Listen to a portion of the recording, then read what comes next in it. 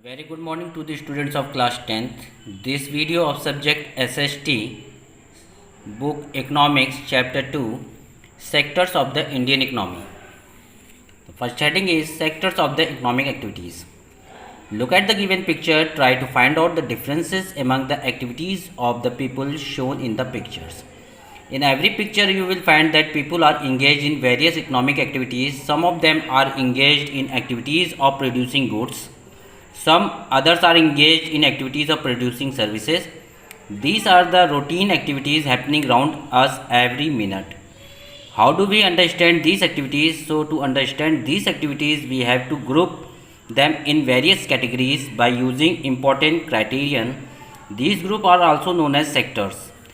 There could be several ways of classification depending on the purpose and what one thinks is an important criterion. He wants to explain that कि आप picture देखिए, look at these pictures. क्या peoples are engaged in different activities. Some are producing goods and some are producing services. कि कुछ लोग goods produce कर रहे हैं तो कुछ लोग सर्विस प्रोड्यूस कर रहे हैं. सब लोग किसी न किसी एक्टिविटीज़ में इंगेज हैं.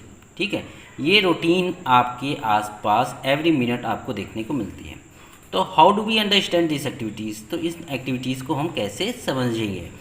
सो understand these activities we have to group them in other categories. तो इनको अलग अलग कैटेगरीज में हमने चेंज कर दिया है. These group are also known as sectors. तो इन ग्रुप को हम लोग सेक्टर्स के नाम से जानते हैं. ठीक है, mainly these economic activities are categorize into 3 sectors. तो इनको हमने 3 सेक्टर्स में डिवाइड किया है: primary sector, secondary sector and tertiary sector. Okay, we can go through one by one.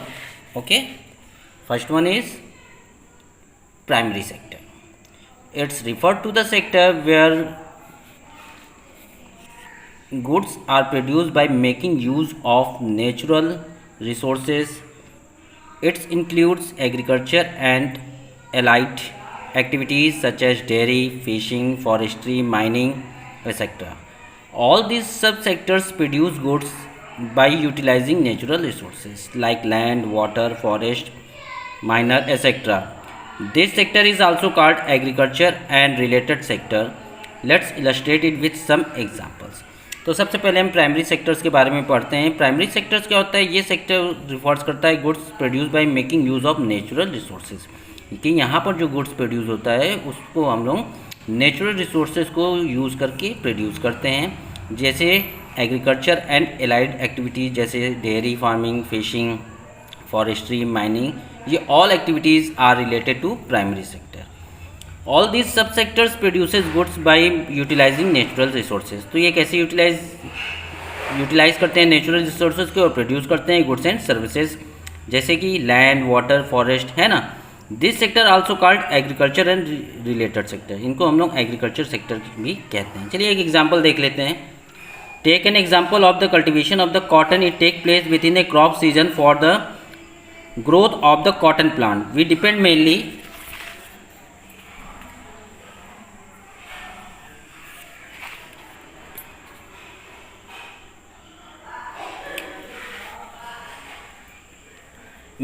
but not entirely on natural factors like rainfall, sunshine and climate. The product of this activity is cotton is a natural product. Similarly, in the case of an activity like dairy, we are dependent on the biological process of the animals and availability of fodder, etc. The product of here milk also is a natural product. Similarly, minerals and ores are also natural products. तो जैसे cotton grow करते हैं तो cotton भी क्या है, naturally grow होता है ना. उसको हम लोग ज़्यादातर क्लाइमेट पे डिपेंड होते हैं, सनसाइन पे डिपेंड होते हैं, रेनफॉल पे डिपेंड होते हैं, तो कॉटन ग्रो होता है. तो ऐसे वो नेचुरल प्रोडक्ट हो गया. इसी तरीके से डेयरी फार्मिंग, जो हमको मिल्क मिलता है वो भी क्या है, एक नेचुरल प्रोडक्ट है ना. तो इस तरीके से मिनरल्स भी जो है हमारे, ओर्स जो हैं वो भी हमारे नेचुरल प्रोडक्ट हैं. Okay, then the question strikes our mind that why primary sector. This is because inform the base for all other product that we subsequently make, because it is the base of the all the sector. Second is secondary sector. It is the next step after primary. Here the product is not produced by nature but it has to be made in a factory. तो यहाँ पर nature के द्वारा नहीं produce होता है. यहाँ जो प्रोडक्ट प्रोड्यूस होता है वो फैक्ट्री में प्रोड्यूस होता है, ए वर्कशॉप और एट होम, या तो वर्कशॉप में होगा, या तो होम में होगा, या तो फैक्ट्री में होगा, with some process of manufacturing. कैसे? मैन्युफैक्चरिंग के प्रोसेस से। We also can say that it covers the activities in which natural products are changed into other forms ways of manufacturing, जहाँ पर नेचुरल प्रोडक्ट को हम लोग दूसरे मैन्युफैक्चरिंग के प्रोसेस से दूसरे चीज़ में चेंज कर देते हैं। Then we associate with industrial activities, so it is also called the industrial sector, इसलिए इसको हम लोग इंडस्ट्रियल सेक्टर के नाम से भी जानते हैं। I think up to here you clear. Next is tertiary sector. The third category of activities is known as tertiary sector. The activities falls in these sectors help in development of the primary and secondary sectors. These activities do not produce goods by themselves, but they are an aid for the production process.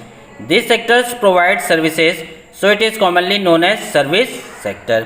क्योंकि ये sector जो है tertiary sector है, ये सिर्फ add to primary and secondary sector को add produce करता है, मतलब हेल्पिंग करता है, इसलिए सर्विस प्रोवाइड करता है, इसको सर्विस सेक्टर के नाम से भी जानते हैं।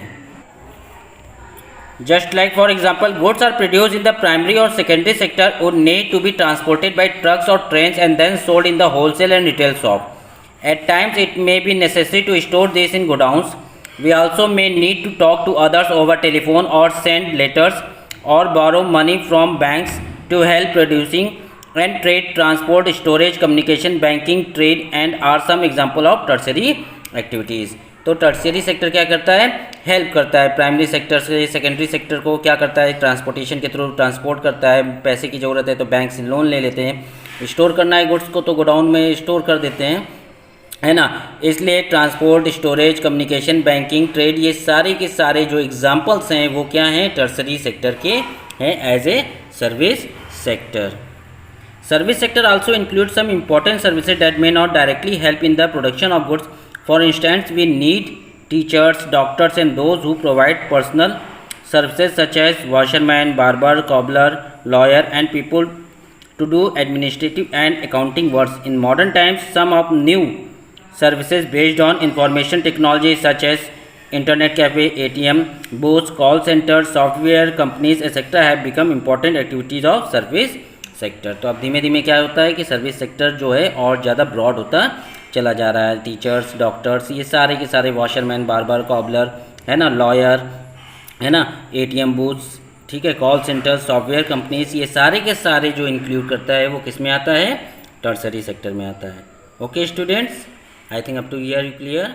We meet in the next video. Good bye.